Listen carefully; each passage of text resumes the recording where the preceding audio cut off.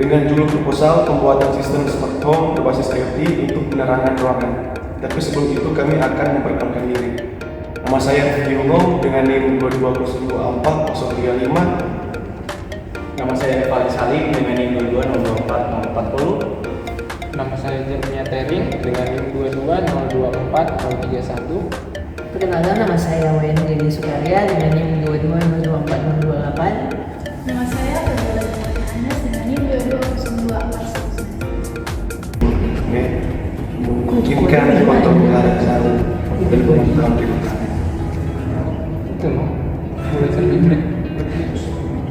Itu deh, jangan dulu sebuah tanya tadi itu sensor itu mau kasih di healing walkway bercari sendiri kata astaga. Yang otomatis tidak meningkatkan kenyamanan rumah, tapi juga dapat menginformasi dengan memastikan pencahayaan yang sesuai konsep problem dari mobil.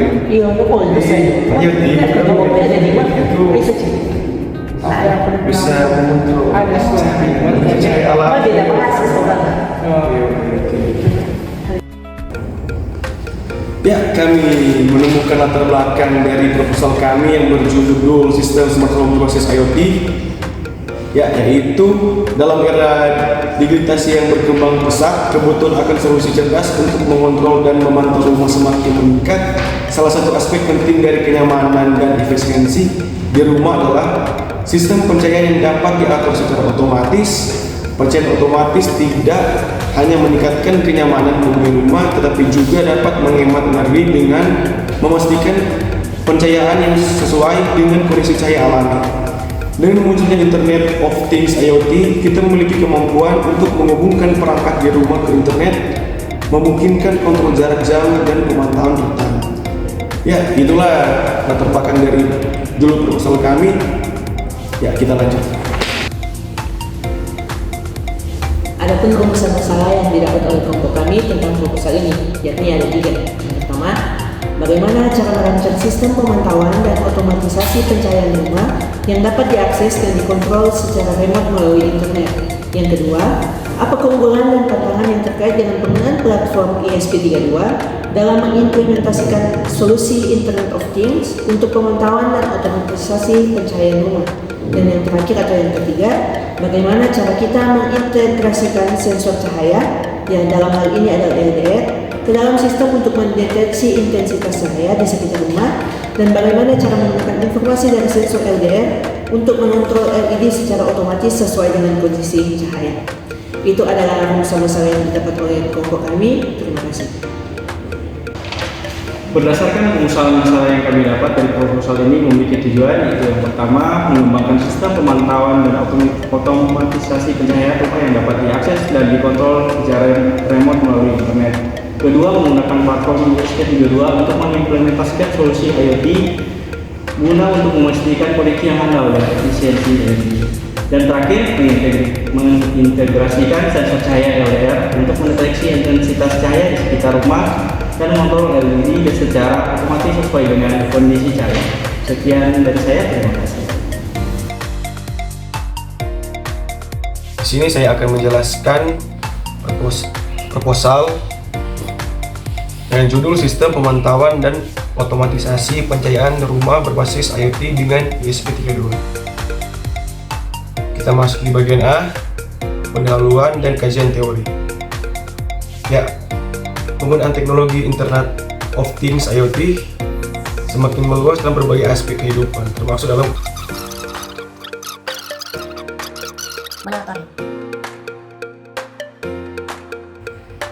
kelompok saya membagi pembagian untuk perencanaan, yakni untuk diri saya sendiri di bagian perencanaan DIMAR, untuk Rivaldi Salim di bagian perencanaan rangkaian relay, untuk Wayan Glendi Sukarya di bagian perencanaan sensor LDR, untuk Fabiola Anes di bagian perangkat lunak, kode program, untuk Jeremia Tering di bagian perangkat lunak, upload program, dan BLI.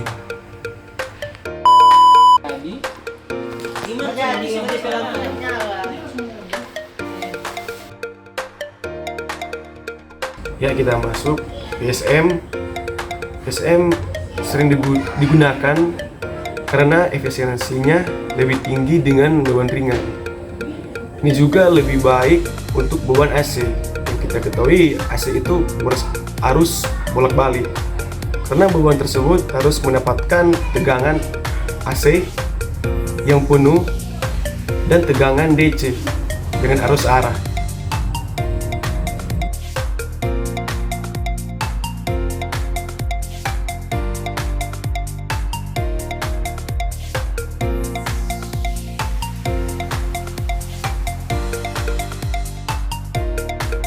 Di sini saya akan menjelaskan apa sih itu relay. Relay atau sambungan lepas adalah suatu peranti yang menggunakan elektromagnetik untuk mengoperasikan seperangkat kontak saklar. Nah, di dalam relasi itu ada beberapa pin. Yang pertama adalah pin GND atau ground, berfungsi sebagai jalur kembali untuk arus listrik dalam rangkaian.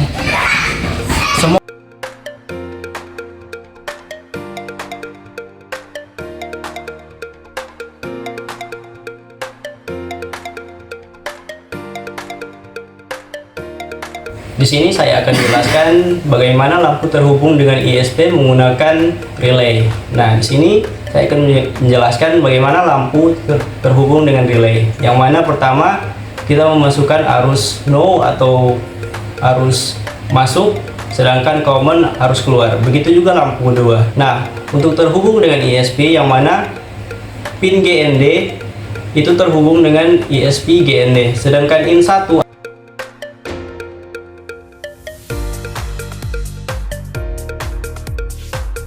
ini saya akan menjelaskan tentang sensor LDR dan bagaimana cara perangkaian sensor LDR ke ESP32. Yang pertama kita perlu tahu terlebih dahulu apa itu sensor LDR. Sensor LDR adalah sensor yang menangkap intensitas cahaya yang akan dimasukkan kepada ESP. Bagaimana cara perangkaian sensor LDR ke ESP32? Pertama, sensor LDR memiliki 3 pin, yakni pin VCC 5V, pin GND dan juga pin data yang akan dihubungkan ke ESP32. Pertama-tama untuk pin VCC 5V yang ada di sensor LDR, kita sambungkan ke pin VCC 5V yang ada di ESP32. Begitu juga dengan pin GND. Pin GND yang ada di sensor LDR ini kita akan masukkan juga dan hubungkan ke pin GND yang ada di ESP32. Untuk pin data yang ada di sensor LDR kita hubungkan ke pin 34 yang ada di ESP32 menggunakan kabel jumper female to female. Nah, begitulah cara perangkaian dan menghubungkan antara sensor LDR ke ESP32. Pada saat ini saya akan menjelaskan tentang deklarasi makro dan library.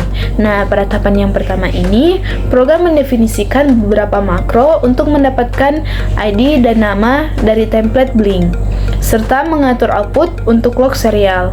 Nah, dalam beberapa library juga di-include untuk mendukung koneksi WiFi, integritas dengan Blink, dan juga fungsi dasar Arduino. Yang kedua,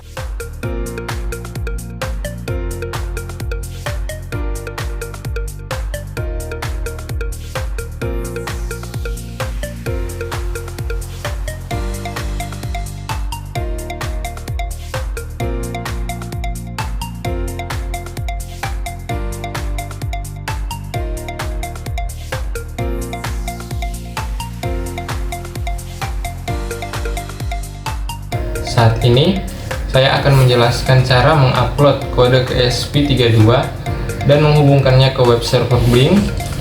Proyek ini bertujuan untuk mengontrol perangkat ESP32 melalui aplikasi Blink dengan mudah. Pertama-tama sebelum kita mulai untuk instalasi board ESP32, pastikan kita telah menginstal Arduino IDE di komputer kita.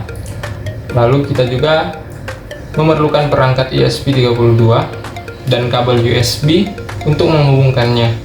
Selain itu, kita perlu mengunduh aplikasi Blink dari Play Store atau App Store. Juga pastikan kita telah mengunduh library apa saja yang dibutuhkan. Dalam proyek ini, saya sudah menginstal library Blink dan Board Manager ESP32 by Espressif. Baik, langkah pertama kita buka aplikasi Arduino. Baik, kita masuk ke langkah pertama. Pertama kita perlu membuka aplikasi Arduino IDE, lalu kita pergi ke menu tools, kita pilih board,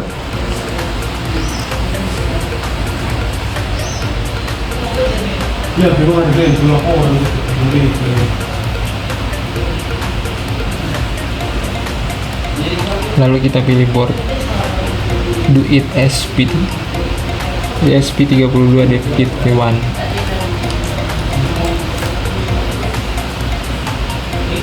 Lalu kita OK. Selanjutnya kita sambungkan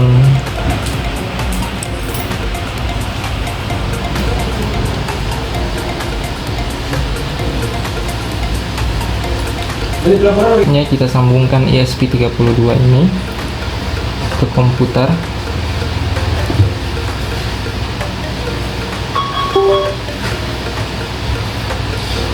Lalu kita pergi ke tools dan kita pilih port COM3 ini. Setelah selesai, kita copy pastekan kodenya di Arduino IDE, lalu kita langsung upload.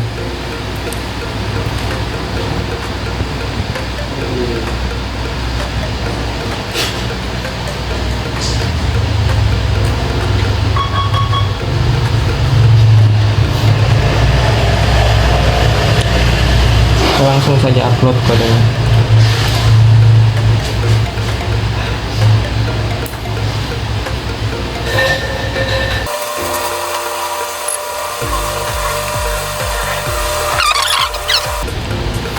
Baik, di sini kodenya sudah berhasil di-upload ke ESP32. Baik, saat ini saya akan mengkonfigurasi untuk web server Blink. Untuk data streamnya, saya menggunakan V0 nya untuk LDR value, V1 nya untuk dimmer value, V2 untuk manual one state, V3 untuk manual two state, lalu V4 untuk status lampu otomatis LDR. Kita buka tampilan dari dashboardnya. Untuk web dashboardnya, saya mengambil widget ini.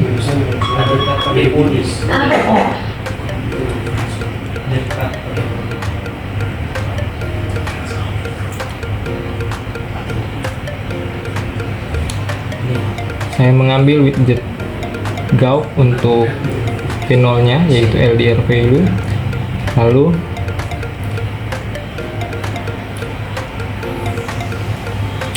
widget slider untuk dimmer value V1 nya.